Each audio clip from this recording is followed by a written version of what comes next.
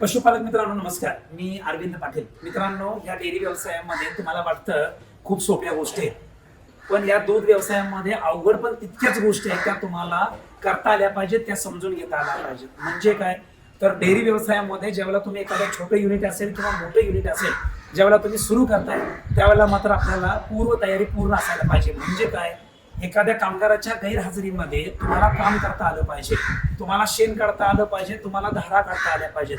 एवढंच नाही, milking machine सुद्धा या ठिकाणी लावता आलं पाहिजे. जनावरांच्या गोट्यामध्ये जनावर माझ्यावरती आलं तर ते सुद्धा तुम्हाला या ठिकाणी समजता आलं पाहिजे. डॉक्टरना फोन केल्यानंतर डॉक्टरांना कुठल्या जातीचं सिमेंट भरवायला पाहिजे एवढं सुद्धा नॉलेज तुमच्याकडे असायला पाहिजे. मित्रांनो, सांगायची गोष्ट अशी आहे की गेली 4 दिवस झालं आमच्या कामगारांचे काही नातेवाईक या ठिकाणी मयत झाले आणि तो त्या ठिकाणी बायकोसह गेला. आणि आज या ठिकाणी जर बघायला झालं तर ह्या गायींना व्यवस्थापन करायची वेळ आज आम्हाला आमच्यावरती आल्या. आता आम्ही याच्यामध्ये 25-30 वर्ष झालं काम करतोय, हा भाग वेगळा. पण अशी जर म्हणजे अडचण जर तुमच्यावरती आली तर निश्चितपणानं तुम्ही त्याला अजिबात घाबरायचं नाही. गेलाय ना, मग तो पळून जाऊ देत, न सांगता जाऊ देत, नाही तर काही मेलय म्हणून सांगू देत, पण तुमच्याकडे ती तयारी असली पाहिजे स्वतः काम करायची. आता जवळजवळ 4 दिवस झालं आम्ही कामच करत होतो, पण चला म्हणलं आज मुख्य जनावरांच्या ज्या भावना असतात त्या तुमच्यापर्यंत व्यक्त कराव्यात म्हणून मी आज या ठिकाणी व्हिडिओ करत आहे. मुलीला म्हणलं चल तू कॅमेरा धर आणि मी माझ्या पद्धतीने मी काम करतो. आणि मग म्हणलं चला आज आता मंडळी, आता माझ्यावरती जबाबदारी कुठल्या आहेत, काय घाबरायचं नाही. ही जवळजवळ 15 ते 16 मी तिकडचं करत होतो, 15 ते 16 30 जनावरांचा गोठा. आता मी, माझा भाऊ आणि आमची मुलं, आम्ही आता 3 दिवस झाला आम्ही काम करायला लागलोय. आता एक काम करतो, तुम्हाला आता ना पशुखाद्य घालायचं आहे, तुम्हाला दाखवतो. आता सुरुवात माझी कुठून होणार.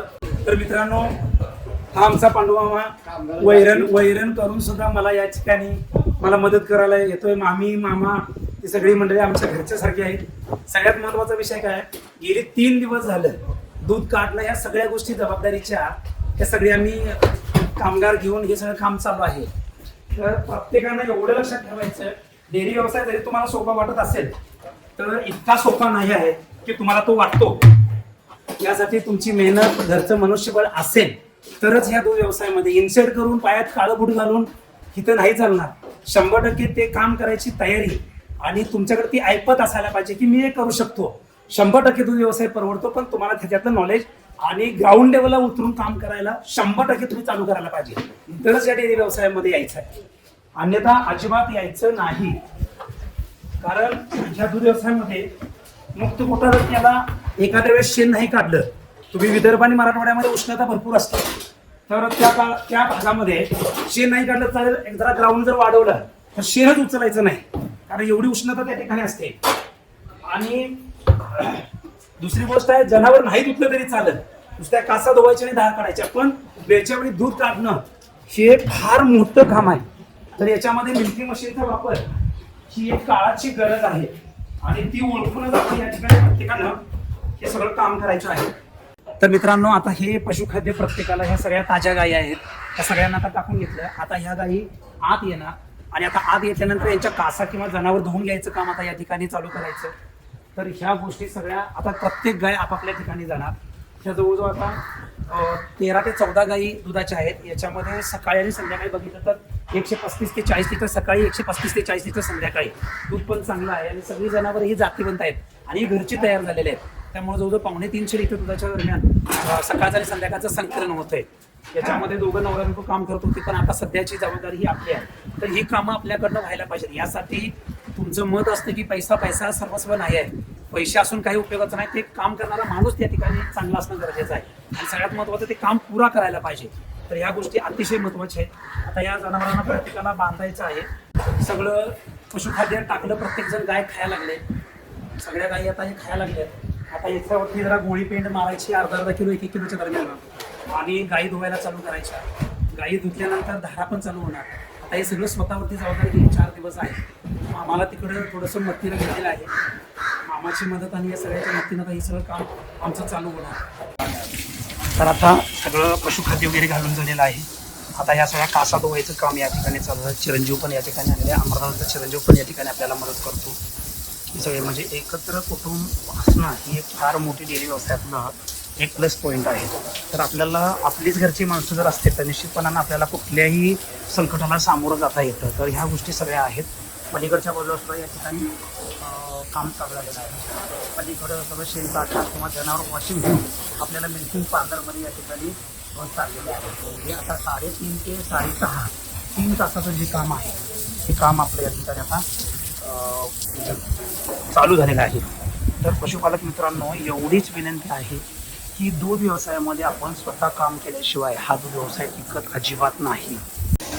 मित्रांनो, प्रत्येकाचं मला फोन येत असतात, मला डेअरी व्यवसाय करायचा आहे, मला यात उतरायचं आहे, मग गाई करू का म्हशी करू, गाई करू म्हशी करू हा विषय शेवटचा झाला. पण तुम्हाला पहिला हे माहिती असणं गरजेचं आहे की या डेअरी व्यवसायामध्ये अडचणी कुठे कुठे येऊ शकतात. सगळ्यात महत्त्वाचं, शेण काढताना आपल्याला अडचण येऊ शकते, त्याचबरोबर धार काढताना आपल्याला अडचण येऊ शकते, चारा कापताना सुद्धा या ठिकाणी अडचण येऊ शकते.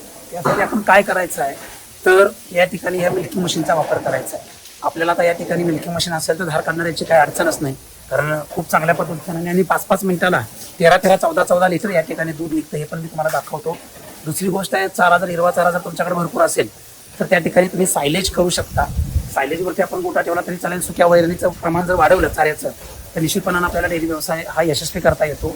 3 नंबरला मुक्त गोठा. आता ही सगळी जनावरं आनंदी आहेत, सगळी जनावरं ती आनंदी आहेत. तर ही जनावर आपल्याला जर आनंदी ठेवायचं असेल तर मुक्त गोठा अतिशय महत्त्वाचा आहे. पलीकडच्या बाजूला बघितलं तर हे मुक्त गोठा आहे. सगळी इकडे केळीची बाग वगैरे सगळी तिकडच्या बाजूला साईडला लावलेले आहे. जबरदस्त या ठिकाणी सगळं काम चालू आहे. फक्त एवढं लक्षात ठेवा मित्रांनो, डेअरी व्यवसायामध्ये स्वतः मरणं ही आता सध्याची वस्तुस्थिती आहे. जर तुमच्याकडे माणसं घरचे असतील तरच ह्या दूध व्यवसायामध्ये उतरायचं, अन्यथा काही हुशारख्या मारण्यात काय अडचण नाही. कारण कोणतरी टेबलावर बसून हिशोब करतं, एक गाय एवढी दूध देते, एक गाय तेवढी दूध देते, म्हैस एवढी दूध देते, इकडं चांगलं आहे, ब्रीड 1 नंबर आणलं. काही गोष्टी म्हणजे गोठ्यात काहीच नॉलेज नसतं, पण उगाचच बोलायचं. त्या जिंदच्या एरियामधनं आणल्या, पंजाबच्या त्या एरियातनं मी गाय आणल्या, ब्रँडेड गाई करत्या. आता जातीवंत गाय म्हणायची कशाला आणि जातीवंत म्हैस म्हणायचं कशाला, हे पण आपल्याला या ठिकाणी शिकणं अतिशय गरजेचं आहे. तर मला एवढं सांगायचं आहे, ह्या डेअरी व्यवसायामध्ये जर आपल्याला उतरायचं असेल, यशस्वी व्हायचं असेल तर तंत्रज्ञानाशिवाय अजिबात पर्याय नाही आणि घरची माणसं असल्याशिवाय अजिबात पर्याय नाही. आणि जेवढं शक्य असेल तेवढं मुक्त गोटी करा. या ठिकाणी मला पण असं वाटतं की ह्या प्रशिक्षणामध्ये 2 दिवसाचं फक्त टेबलावर बसून किंवा अशा गोष्टी दाखवण्यापेक्षा एक 5-5 दिवस इथं प्रॅक्टिकली जर ट्रेनिंग जर झालं, जनावर धुवायचं कसं, दार कसं काढायचे, मशीन कसं ऑपरेट करायचं, मशीन दूध झाल्यानंतर कसं वॉशिंग करायचं, जनावरांचा माज म्हणजे काय, कुठल्या जातीचं कसं सिमेंट भरवायचं, डॉक्टरांच्या बरोबरचं बोलणं कसं असायला पाहिजे, या सगळ्या गोष्टी अतिशय महत्त्वाच्या आहेत. तर या ठिकाणी आपण अशा पद्धतीचं नॉलेज घेऊन जर दूध डेअरी व्यवसाय केला तर 100% आपल्याला हा दूध व्यवसाय नक्की म्हणजे नक्की परवडतो. आता आम्हाला लेक्चर सुद्धा द्यावे लागतात. आता मी इथं बघितलं तर बूट वगैरे घेऊन आता आमच्या सगळ्या धारा चालू होणार. काही गोष्टी भावाचा सुद्धा मुलगा या ठिकाणी, आम्ही सुद्धा आमचा छोट्या सुद्धा या ठिकाणी धार काढायला बसतो.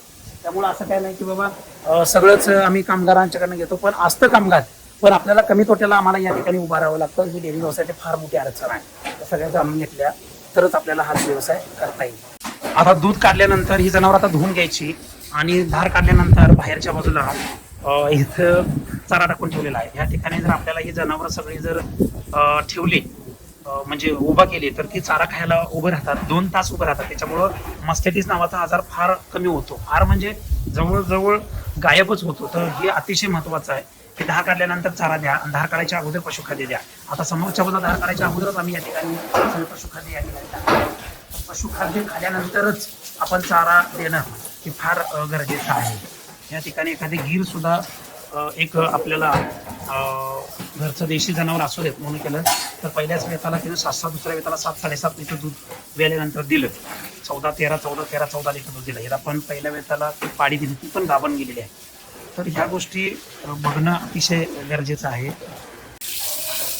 आपल्या गोट्यामध्ये सुद्धा बरेचसे विजिटर येतात आणि प्रत्येक मुलाला वाटतं मला डेअरी व्यवसाय करायचा आहे. युट्यूब चॅनल बघून किंवा असं तसं या लोकांनी एवढे पैसे कमवले, त्या लोकांनी एवढे पैसे कमवले, हे अजिबात कुणी कसल्या युट्यूब चॅनलच्या कहाण्या किंवा तसल्या काही व्हिडिओ अजिबात बघायचा नाही. कारण प्रत्यक्षात ह्या दूध व्यवसायामध्ये कमीत कमी 2 ते 3 वर्ष सुरुवातीचे हा व्यवसाय समजून घ्यावा लागतो आणि हा व्यवसाय समजल्यानंतरच आपल्याला थोडे याच्यामध्ये पैसे दिसतात. पण सांगायला झालं तर या डेअरी व्यवसायामध्ये आपल्याला की अशा पद्धतीची कामं असतील किंवा अडचणी असतील, या अडचणीवर तुम्ही काम करणं हे अतिशय गरजेचं आहे. तर मित्रांनो, त्या दूध व्यवसायामध्ये उतरायचं असेल, तुम्हाला किती गाईपासून सुरुवात करायला पाहिजे, काही काही गोष्टी अशा आहेत की याचे युनिट आहे, या युनिटनुसार तुम्ही या ठिकाणी काम करायचं आहे. तुम्हाला गोठ्यामध्ये जर गाई या विषयामध्ये उतरायचं असेल तर सुरुवातीला गाईची संख्या ही 5 ठेवा. एका महिन्यामध्ये 5 गाई भरून ठेवा आणि 120 ते 125 दिवसानंतर त्याच्यामध्ये 3 जनावर ऍड करा. म्हशीमध्ये सुद्धा तशाच पद्धतीने करा. एकदम म्हशी भरू नका किंवा गाई भरू नका. टप्प्याटप्प्याने या ठिकाणी आपल्याला हे काम करावं लागेल. तर या गोष्टी अतिशय महत्वाच्या आहेत. तर आता दुसरा टप्पा आहे. अजून अडचण कुठे येणार आहे तर आपल्याला मुक्त गोठ्याचा स्पेस मोठा पाहिजे. असं जर केलं तर ही जनावरं नाही धुतली तरी चालतात, म्हणजे धुवायची गरजच नाही. आणि मुक्त गोठ्यामध्ये शेण जर पडलेलं असलं तर तुम्ही 2 दिवसातनं 4 दिवसातनं काही काही ठिकाणी तापमान जास्त आहे त्यावेळेला ते काही लोक शेण पण काढत नाहीत. म्हणजे हे समजून घ्या की आपल्याला आता काहीतरी शोधावं लागेल की माणसं कशी कमी होतील आणि तुमच्या गोठ्यातली माणसं कशी जास्त दिवस राहतील. आणि एवढंच नाही तर आपल्याला सुद्धा आमच्या घरातल्या लोकांनी सुद्धा आपल्याला या ठिकाणी साथ दिली पाहिजे. तिसरी गोष्ट आहे या ठिकाणी चाऱ्याचा प्रश्न. आता चाऱ्यामध्ये सुद्धा या ठिकाणी तुम्हाला सायलेज या विषयावरती पण आपल्याला काम करायचं आहे. तर आता हे बघा, धार काढून झाल्यानंतर ही सगळी जनावरं चारा खात आहेत. तर अशा गोष्टीवरती आपल्याला काम करावं लागेल तरच आपल्याला या डेअरी व्यवसायामध्ये चांगलं काम करता येईल. डेअरी व्यवसाय जास्तीत जास्त वर्ष टिकवायचा असेल तर तंत्रज्ञानाशिवाय पर्याय नाही. आज आम्ही बघितलं तर आपल्या गोठ्यामध्ये काहीतरी अडचण झाली तर मी असेल, भाऊ असेल, तर आम्ही या विषयामध्ये चांगलं मन लावून किंवा चांगलं लक्ष देऊन या ठिकाणी आम्ही काम करतो आणि आलेल्या अडचणीवर आपल्याला काहीतरी सोल्युशन किंवा काहीतरी निर्णय किंवा तोडगा काढता येतो. तर ही संकल्पना आपल्याही गोठ्यामध्ये तयार करायची आहे आणि होऊ शकतं. यासाठी महाराष्ट्रातल्या प्रत्येक तरुणांना माझी विनंती आहे की डेअरी व्यवसायामध्ये तुम्हाला स्वतः काम करावं लागेल. त्या सगळ्या विषयावरती जर तुम्हाला मार्गदर्शन पाहिजे असेल तर निश्चितपणानं तुम्ही महिन्यातून 1 दिवस ऑनलाईनचं पण सेशन होतं, त्यामध्ये सुद्धा तुम्ही या ठिकाणी भाग घेऊ शकता. दुसरी गोष्ट आहे, तुम्हाला इथं 2 दिवस डेअरी व्यवसायाचं मार्गदर्शन पाहिजे असेल तर या ठिकाणी तुमची राहण्याची निवासी सोय आहे. 2 दिवसाचं प्रशिक्षण आहे. किंवा तुमच्याकडे गोठा जरी असेल तरी सुद्धा तुम्हाला या ठिकाणी बाय प्रोडक्ट मध्ये जर काम करायचं असेल तर 3 दिवसाचं तुम्हाला उपपदार्थ बनवण्याचं प्रशिक्षण आहे. त्याच्यामध्ये 15 ते 20 पदार्थ डिझाईन केलेले आहेत, ते सुद्धा तुम्हाला प्रशिक्षण देण्यात येते.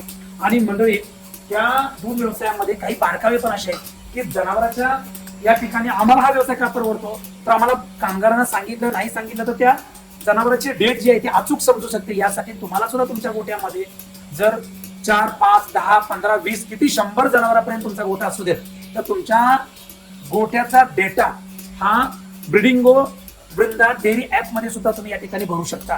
तर मला एवढं सांगायचं आहे, प्रत्येक जनावरांच्या नोंदी, प्रत्येक जनावरांच्या माझाच्या नोंदी जर आपण त्याच्यामध्ये ऍड केल्या तर तुम्हाला व्हॉट्सअपच्या द्वारे मेसेज येत राहतील आणि तुम्ही डेअरी व्यवसायामध्ये हा डेअरी व्यवसाय तुम्ही डिजिटल करू शकता. तुम्ही ह्या व्यवसायामध्ये जर अचूकपणे जर तुम्हाला या काम करायचं असेल तर अशा पद्धतीचं आपल्याला सॉफ्टवेअर पण आपल्याला वापरावं लागेल. ही डेअरी वापरावीच लागेल. धन्यवाद. जय हिंद, जय महाराष्ट्र.